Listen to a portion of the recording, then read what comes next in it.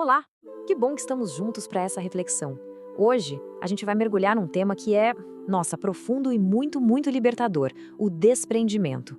Mas veja bem, não como um sentimento de vazio, e sim como o verdadeiro caminho para a gente ter liberdade de amar e de seguir a Cristo de verdade. Então fica aqui o convite para uma pausa. Uma pergunta bem sincera lá no fundo do coração. Será que existe em nós a prontidão para soltar aquilo que nos impede de voar? De encontrar aquela liberdade que, sinceramente, nada neste mundo pode dar? Vamos juntos descobrir como? A nossa jornada começa com uma imagem muito forte, lá do profeta Jeremias. Ele nos mostra, sabe, duas sementes, que representam duas escolhas fundamentais, aquelas que definem o destino da alma. A pergunta é: onde a gente tem colocado a nossa confiança? Olha só o contraste. De um lado, a alma que confia no Senhor. Ela é como uma árvore forte, bonita, plantada pertinho da água. Pode vir a seca que for, as folhas continuam verdes e ela não para de dar fruto. Agora, do outro lado, a alma que confia nas coisas do mundo. Ela é como um cardo no deserto, condenada a viver na aridez, na esterilidade. É uma vida de plenitude contra uma vida de vazio. E a escolha, no fim das contas, é nossa. E o caminho para essa vida plena, claro, tem um nome: Jesus Cristo. Mas como essa citação nos lembra tão bem, Cristo está na cruz. E para subir com Ele, para seguir os passos dele de verdade, o coração precisa estar livre, leve, desprendido das coisas da terra.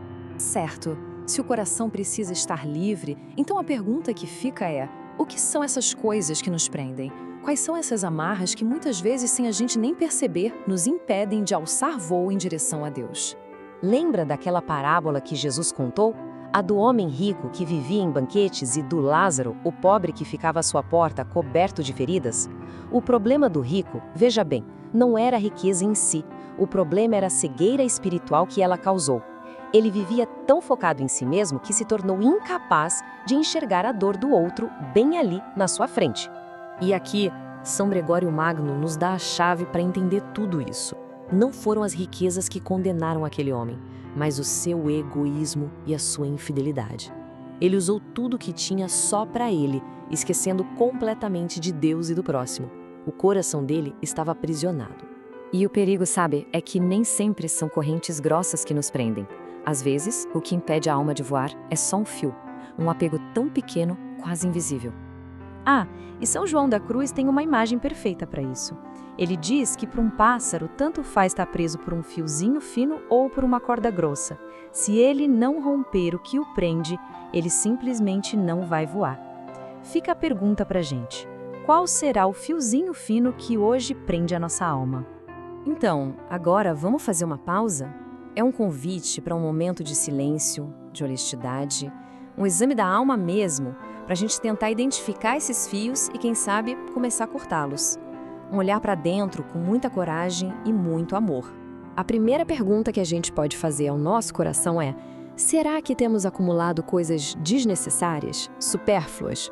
Olhar em volta, para os armários, para a vida. Será que existem coisas paradas, guardadas só por ter, que poderiam, na verdade, estar servindo a outras pessoas?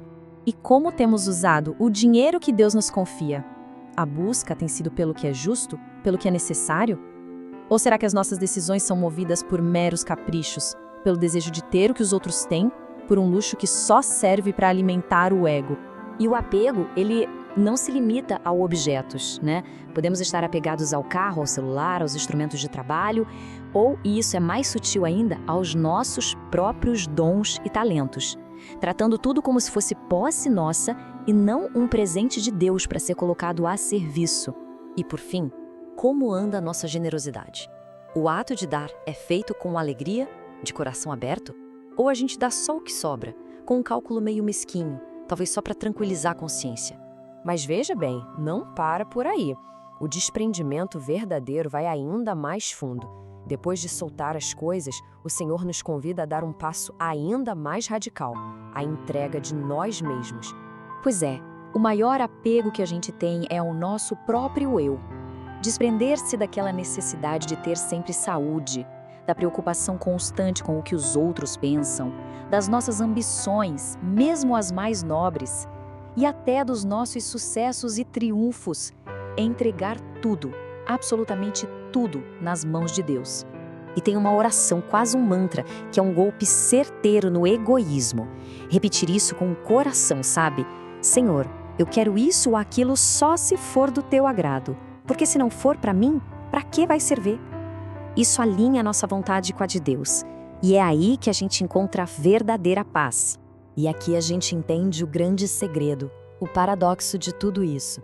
Desprender-se não é ficar vazio. Pelo contrário, é esvaziar a alma das bugigangas para que o verdadeiro tesouro, que é Deus, possa preencher tudo. É deixar de possuir para ser possuído por Ele. Que essa possa ser então a nossa oração.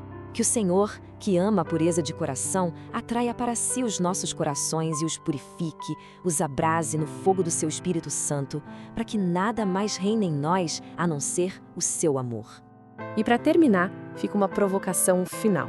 Não para amanhã, não para a semana que vem, para hoje, agora. Qual é aquela única coisinha, por menor que pareça, que pode ser solta para dar um pouco mais espaço para Deus na vida? Fica a reflexão e o convite para agir. Louvado seja nosso Senhor Jesus Cristo, para sempre seja louvado.